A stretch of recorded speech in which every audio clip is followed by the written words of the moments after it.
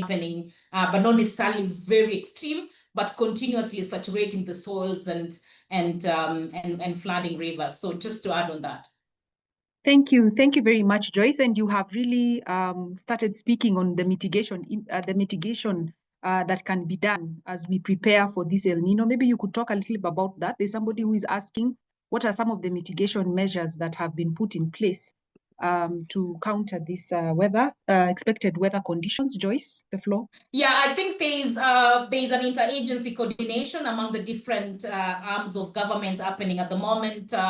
KMD is part of that. So there's a conversation happening, not just government, but involving other stakeholders, whether it's Kenya Red Cross, other humanitarian agencies working. I think our director has also been engaging in a number of meeting other stakeholders to articulate, to explain these forecasts, to make stakeholders understand in a way of bringing that interagency coordination to make sure that we can be able to be more proactive and not reactive to the impacts of El Nino, and maximize on the positive impacts. As Anna and Zachariah said, it's not all doom and gloom with El Nino, as people might want to say. We can really increase our food production at this time if we just use the forecast the right way. If you speak with your agricultural extension workers to see how best can I make use of these rains to support my food production, and support the activities that they do, even for fisheries. Like, this is the right time to maximize on your harvest. So it's really to think about how can we make the best out of this, but also how can we prepare better to make sure that this disaster doesn't strike us, and particularly really to make sure that it doesn't kill people, because we don't want to lose more Kenyans to these disasters. We don't want to have people's farmlands get submerged and having food insecurity issues and spread of waterborne and vector-borne diseases. So there is coordination already ongoing, and we hope that citizens as well will in their own, everyone in their own personal capacity. Even for me as a scientist, my own personal capacity, I have a responsibility to act on the forecast and to take the necessary measures. So it actually starts with us. So it's not that we're handing over agency to someone else or power to someone else, but it actually starts with us, and then we work with institutions that are making things best for us.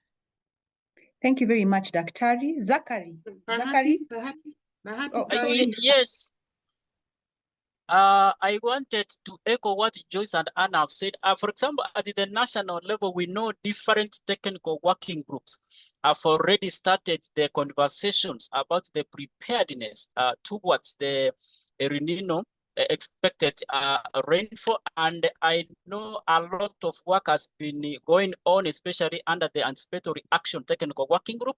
At the counties, through the county steering groups, we know that the various counties already have started activating their contingency plans, because there are already some counties which they know that they are on high risk, and the county governments from various departments and sectors already are on the top gear, and we will continue supporting, especially from the national, for those technical working groups which already have started even identifying the threshold and the triggers for different flood cases and the flash floods in different parts of the country. Back to you. Thank you. Anna, you wanted to say something? I wanted to respond to a question that Judith had asked. She wanted me to comment on the dry conditions that are currently happening over the western sector of the country, and particularly the North Rift. As I showed in the presentation, El-NINO is associated with depressed rainfall over the western parts of the country, and the current dry episode that is characteristics of the Western Kenya is as a result of El-NINO. So there is that potential of crop failure in some parts, especially over the North Rift. But now for the rest of the people who actually heeded to our advice, because we issued the update on the March, April, May rainfall season, and we told farmers that the rainfall was going to start early in February. Those who actually use the climate information will have bumper harvest, and this is a very good opportunity for them to harvest the crops because the temperatures are warm, it's relatively dry, so they are not likely to suffer from post-harvest losses. But for the ones who planted late, there is that potential of crop failure as a result of El Nino. So I thought it is good that I explained that because I don't know if I answered Judith on the chat or I did not answer. Thank you. Yeah, thank you. Yeah, the media is here with us, and Judith is one of our very strong advocates, and we really appreciate the work that she does where she works. Thank you very much. Zachary, there's one more question on the high-risk areas. I think you're the one who has not answered the direct question. Somebody has asked about the high-risk areas. What are some of the high-risk areas in Kenya, and how can we prepare? Zachary?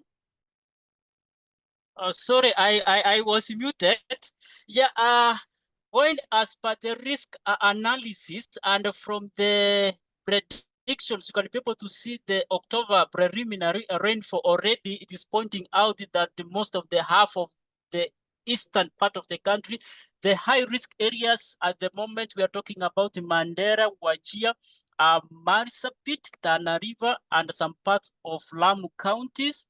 Then also we expect once the rain peaks, the Marsabit and the Rift Valley and the Lake Victoria counties, those are the counties like the Homa Bay, Kisumu, Busia, and in the Lake Victoria, we have 5 counties which usually report at the lake. So the first counties which are on the high risk for October, November, December is the northeastern counties, then including the Marsabit, then come down Garissa, Tana River, and the Lamu County, and also the Lamu and the Marindi county and the Kilifi counties. Yeah.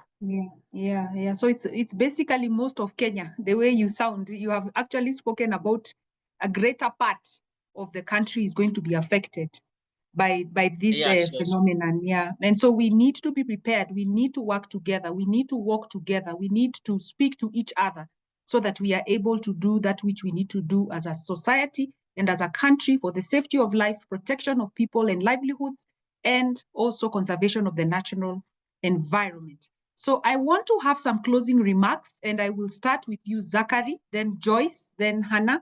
A closing remark on this webinar, some of the thoughts that you have had on the presentations you have made, the key message you want us to take home.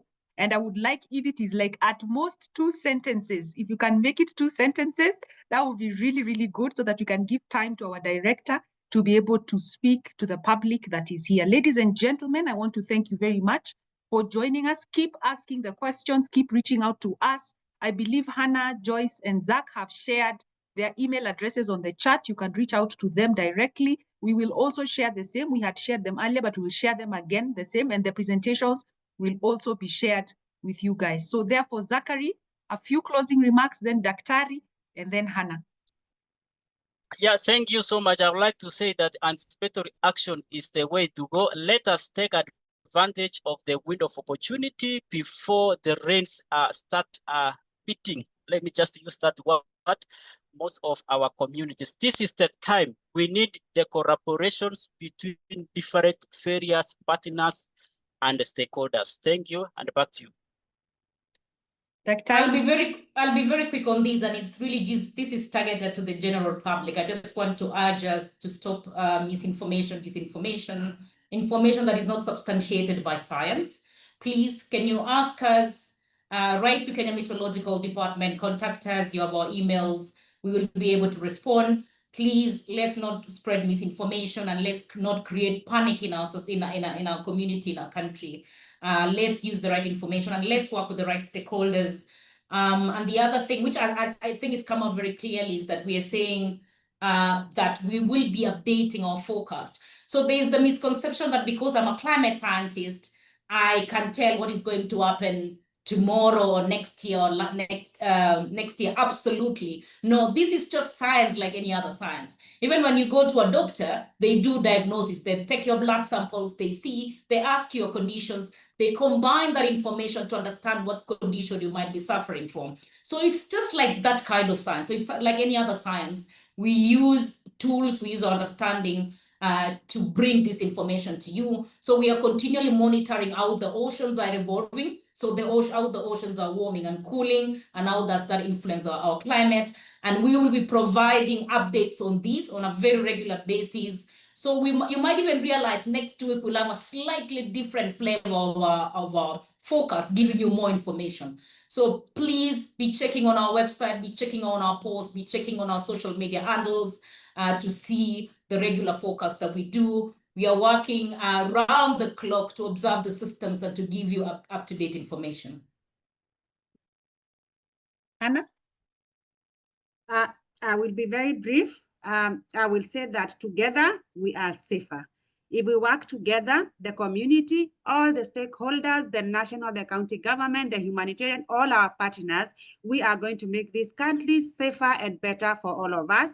And please, kindly, as Joyce has said, continue following us and asking any questions. And please spread the gospel there that El-NINO is not rainfall and we will be safe together. Thank you. Yeah, thank you very much. A round of applause for panelists. Asanteni sana.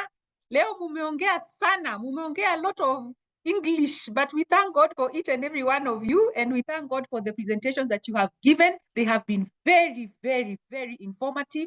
I can see a lot of positive chats, some from Zambia, Lesotho. So mumesikika, mumeonekana. So we celebrate you and the work that you're doing, and we believe with the guidance, the continued guidance of our director and the management of Kenya Meteorological Department, we will have a well-informed community and society which will impact and prepare positively against the expected El-NINO rainfall. So in short, ladies and gentlemen, El-NINO is still present, but the Kenya Meteorological Department is constantly monitoring. We don't sleep, we do this 24 hours, 7 days a week, 365 days a year. So to get the information out to us in the way that it should. So let us work together, as Hannah has said, and look out for our forecast and the National Climate Outlook Forum that will be held in the month of August that will produce the forecast for October, November, December, short rain seasons in Kenya. So we had shared on the chat the presentations, I believe, my panelists, I think you had already done that, yes or no? Yeah. And we can also, we will get this from our IT team and look at all the emails and share them again as we pick them from there so that you can all have information that you need. Remember that the Kenya Meteorological Department is also present in the 47 counties. There is an officer in each and every county. If you need that kind of information, we can share that with you as well so that you can get a forecast that is specific to you up to the ward level for your decision making. So this time, ladies and gentlemen, I want to give the floor back to our leader, David Koros, who is representing the Director of Kenya Meteorological Department, to make his closing remarks and officially close this meeting. Thank you all for joining us, and we hope to see you in the next webinar. Mr. Koros? Okay, thank you, Bahati. Distinguished participant, on behalf of the director, I take this opportunity to thank everyone for your valuable contribution throughout today's discussion on El-NINO situation. The in-depth discussion will strengthen our understanding, preparedness, and coordination as we continue to monitor weather and climate conditions and support timely decision-making. I encourage all stakeholders to maintain close collaboration and share information promptly to minimize the impact of El-NINO. With no further business to discuss, I hereby declare this El-NINO discussion officially closed. Thank you all for your commitment, and I wish you a fruitful day.